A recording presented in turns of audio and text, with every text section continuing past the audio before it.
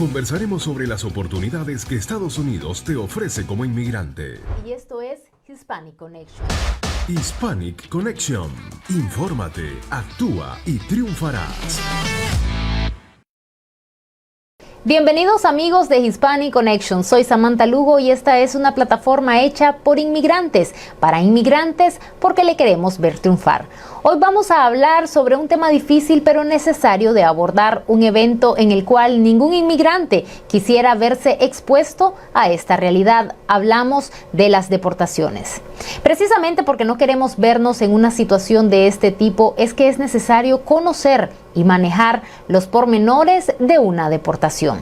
Aprovechamos para invitarle a que nos siga en nuestras redes, le dé like, active las notificaciones. También estamos en todas las plataformas de podcast. Y por supuesto también agradecemos como todas las semanas a nuestros amigos de 100% Noticias y Despacho 505 por retransmitir este episodio desde Costa Rica y España respectivamente.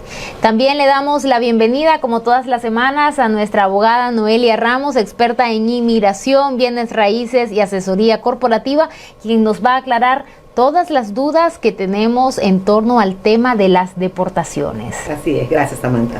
Abogada, para empezar quisiera que entráramos en materia, pero que antes viéramos este video para conocer un poco más de lo que estamos hablando cuando hablamos del término deportaciones y también sobre la guía de prioridad de deportaciones del gobierno de los Estados Unidos. ¿Le parece? Se conoce como deportación al proceso de expulsión de los Estados Unidos de un extranjero por no cumplir la ley. Algunas de las razones por las que puede ser deportada una persona son ingresar al país ilegalmente, cometer un delito, desobedecer repetidamente las leyes de inmigración, involucrarse en actos criminales o representar una amenaza a la seguridad pública. Sin embargo, la Corte Suprema aprobó una guía de prioridad con la cual el Servicio de Control de Inmigración y Aduanas, o ICE, conocido por sus siglas en inglés, debe priorizar el arresto y expulsión de los inmigrantes de la siguiente manera. En primer lugar, quienes representan un peligro para la seguridad nacional o pública, es decir, personas involucradas en terrorismo, espionaje u otro tipo de actividades que vayan en contra de los intereses nacionales. El segundo criterio destaca a quienes tengan antecedentes penales por delitos graves y por último, los que acaban de cruzar la frontera y por tanto todavía no tienen lazos establecidos. Abogada, luego de ver este video quisiera preguntarle cuáles son los escenarios que se pueden presentar cuando se emite una orden de deportación. Sí, cuando ya llega el momento de esa decisión, si estamos hablando obviamente a la decisión emitida por un juez de inmigración, la persona tiene 30 días para poder enforzar su derecho de apelación. Si esa persona no va a utilizar el recurso de apelación, la sentencia emitida por ese juez se convierte en sentencia firme, es decir, de que ya es cosa juzgada y van a darse ahora los pasos que es la ejecución de remover a esa persona de los Estados Unidos al país de origen normalmente. Entonces, ese es uno de los primeros escenarios que se presenta. La ejecución es cuando la persona es citada al centro de detención, se hace el procesamiento de documentos, como por ejemplo confirmar que tiene un pasaporte o documento de viaje para que esa persona pueda hacer su vida al avión, o bien si va a ser por vía terrestre también presentar los documentos de identidad para que pueda ser removida de los Estados Unidos. Eso es uno de los escenarios, Samantha. Otro de los escenarios es parar una deportación, es decir, que no se llegue a ejecutar, independientemente que ya un juez emitió esa orden. Para poder hacer ese trámite de parar una deportación, hay que dar los alegatos y argumentos necesarios a ese departamento. En este caso estamos hablando de ICE, donde se les presenta, por ejemplo, personas que están casadas con ciudadanos americanos, personas que tienen niños que dependen de esa persona, o personas que por alguna situación médica urgente en el momento no es conveniente ser deportada. Entonces hay que poner todo el paquete, le llamamos paquete porque realmente es un trámite documental donde tenemos que poner la corroboración de documentos de lo que estamos diciendo. No es solamente tratar de decir por favor paren la deportación, sino que hay que preparar no solamente lo que se está diciendo al gobierno, sino también las evidencias que van a corroborar esa versión. El otro escenario, hay todavía oportunidad de una deportación voluntaria y mucha gente le confunde el término, pero es deportación, pero es voluntaria. Sí, todavía se puede negociar también deportaciones voluntarias. ¿Cuál es el mayor beneficio? Que sea voluntario. Bueno, evitar que exista una penalidad mayor de poder regresar al país en el futuro. Por ejemplo, si mañana en el futuro existe una petición familiar porque por fin un hermano lo logró pedir, y si no tenemos esta deportación voluntaria, desafortunadamente usted no puede entrar a los Estados Unidos en 10 años. Entonces hay sus diferentes escenarios. O sea que a pesar de que una persona es deportada, eso no significa que no va a poder regresar a los Estados Unidos nunca más. No necesariamente significa eso. La mayoría de las penalidades van a estar entre lo que es el castigo de los 3 años o el castigo de los 10 años. Sin embargo, por eso es que existen también los waivers, o en español lo que sería el perdón. Porque si una persona califica para un perdón y ese perdón se da, puede regresar antes de esos 10 años. Eso precisamente le iba a comentar, le iba a preguntar. No creo que ese proceso sea muy poco tiempo. Definitivamente cualquier persona que sea elegible para poder regresar a los Estados Unidos deben ser varios años de proceso. O no precisamente. Para poder regresar, no necesariamente. Por eso es importante estar asesorado en cuáles son las mejores opciones para ese cliente. Hay personas que ellos aceptan de que no tienen un caso. Es decir, de que si el abogado honestamente también discute eso con el cliente y la persona acepta que es mejor una deportación voluntaria porque en el futuro puede haber una petición familiar que lo traiga de regreso legal, pues vale la pena considerar esa opción. ¿Okay? Entonces, el factor tiempo que tú preguntas va a depender de cuál sería la vía por la cual podría regresar. Si es una petición de un familiar inmediato, como son los ciudadanos americanos, es completamente diferente a una categoría que tenga años de espera para que salga esa petición. Entonces tiene que ver eso también. ¿Cuánto tiempo dura el proceso de deportación? Varía, Samantha. Como puede ser en días, puede ser en años. Por ejemplo, ¿por qué en años? Existen ciertos países que, aunque Estados Unidos desea remover a la persona de acá, el otro país dice no te lo voy a recibir. Entonces tú no puedes dejar obviamente a una persona en el aire. En el aire, exactamente, sí. O en un territorio que no es correcto. Entonces lo vemos mucho con la nacionalidad de Cuba, por ejemplo, donde por muchos años el gobierno cubano no aceptó las personas que fueron removidas. Hay personas que estuvieron en Guantánamo, por ejemplo, que es otro territorio, y hay personas que simplemente han estado acá en un limbo migratorio, y durante ese tiempo han tenido derecho a un permiso de trabajo porque el gobierno entiende que esa persona no puede estar viviendo del aire y que no es su culpa que tampoco sea deportada. Entonces es un limbo migratorio. ¿Y qué pasa en ese caso?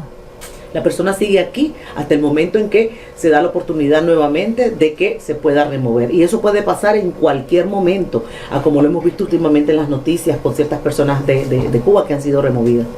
¿Y cómo cuando a un familiar pues ya le llega el momento de la deportación, o más bien debo decir es detenida por inmigración, cómo se puede localizar este familiar, este conocido? Ya el gobierno nos pone las herramientas para poder localizarla. El website, por ejemplo, de ICE es un website donde cualquier persona puede ingresar los datos de la persona que usted está buscando y ubicar en qué centro de detención usted está. Ahora, hay que tener paciencia, no todo es tan rápido como quisiéramos.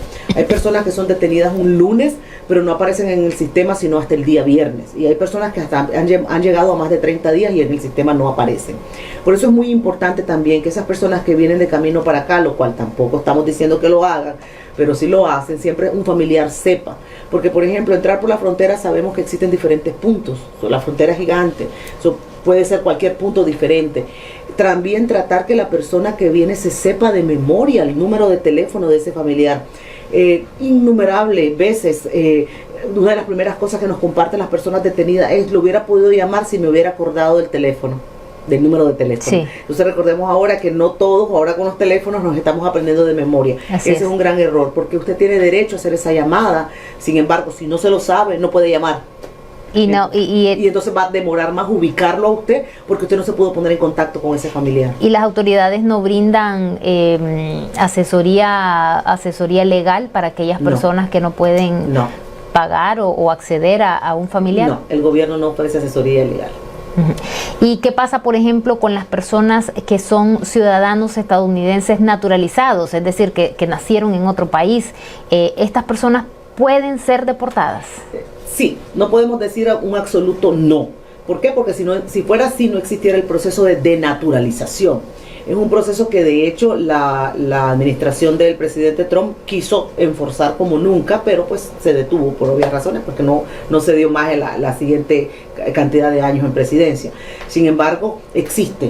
¿Por qué? Bueno, porque tenemos que recordar también que si una persona es encontrada o se confirma que ha estado ligada a organizaciones criminales, por ejemplo, o el mismo terrorismo, es más importante la seguridad de los Estados Unidos a ese beneficio que se le haya otorgado a usted como ciudadano ahora, en este momento. Entonces sí, hay razones todavía por las cuales el gobierno puede denaturalizar a alguien y por consiguiente deportarlo. Y precisamente hablando de las razones de una deportación, abogada, imagino yo que no es lo mismo, no tiene el mismo peso tener una deportación por razones de terrorismo o de ser alguien que amenace la seguridad del país a ser una persona que está deportada por un proceso migratorio. Es correcto, por eso es que se crearon lo que son el orden de prioridades en cuanto a deportación, que de hecho recientemente, apenas hace unos días, ya los jueces dictaron de que sí, efectivamente,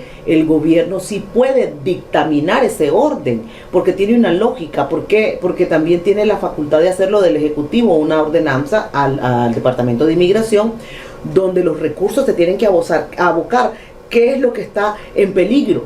Y como tú mismo lo acabas de decir, Samantha, nunca va a ser lo mismo alguien que está actuando como terrorista, alguien que ha sido un criminal, alguien que ha cometido delitos de lesa humanidad, por ejemplo, versus una persona que simplemente es una persona que cruzó la frontera porque necesitaba económicamente resolver su situación. Exactamente. Entonces el gobierno recientemente recibió ya la carta blanca de que proceda con ese orden de prioridad, y eso es lo que esperamos ya en los próximos días, que Inmigración va a comenzar a deportar a ese grupo clasificado, y otras deportaciones no es que se van a detener, es que simplemente no van a ser ya inmediatas a como estábamos viendo que cualquier persona podía ser deportada.